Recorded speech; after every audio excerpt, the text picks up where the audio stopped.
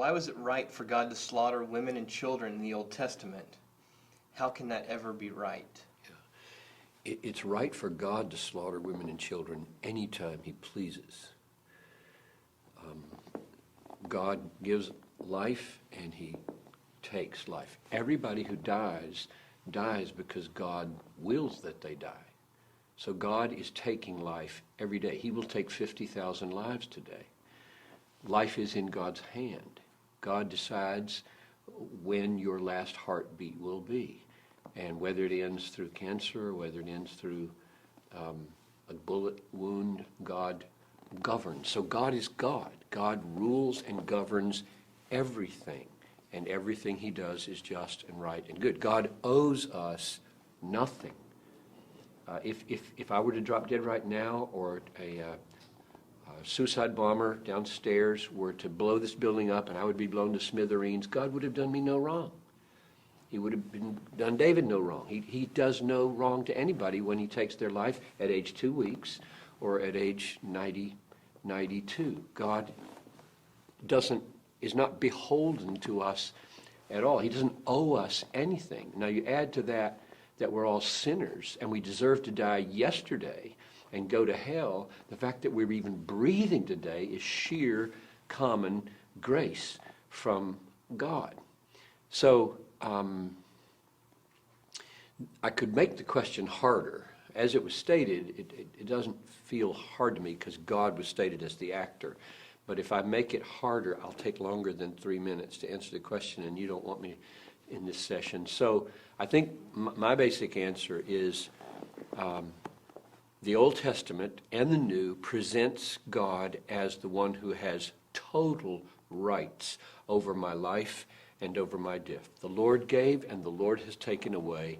Blessed be the name of the Lord. How he takes away is his call.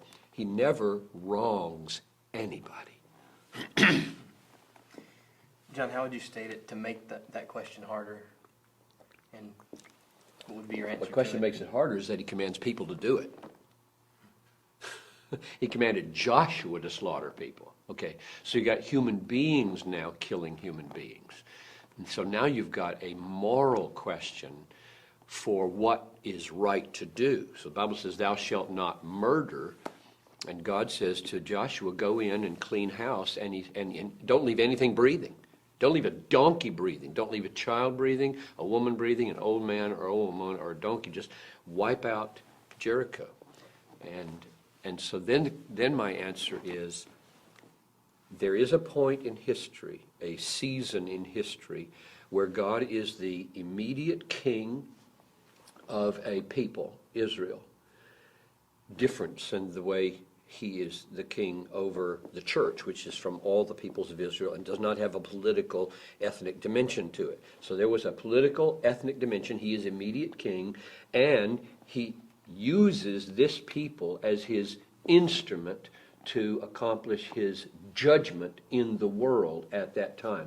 And God, it says, let the sins of the Amalekites accumulate for 400 years so that they would be full, and then he sends his own people in as his instruments of judgment. So I would vindicate Joshua by saying in that setting, with that structure of people and God, it was right for Joshua to do what God told him to do, and that is annihilate the people. But that's much more complex morally than saying God does. I mean, he can cause a flood and kill everybody on the planet except 8 people.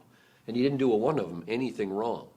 But he didn't ask anybody else to do that. So whenever God uses others, right now an example would be that God has given the sword to the government. So I believe that the government has a right to take a rapist and a murderer and put him in jail, or to kill him. I mean, I think capital punishment is consistent with Genesis 9 and consistent with God's character because of the value of man. The blood of a man shall be shed for taking the blood of a man.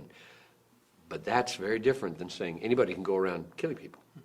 So God has his times and seasons for where he shares his authority to take and give life. And the church today is not Israel, and we are not a political entity, and therefore the word we have from the Lord today is love your enemy, pray for those who abuse you, lay your life down for the world, don't kill in order to spread the gospel, die in order to spread the gospel.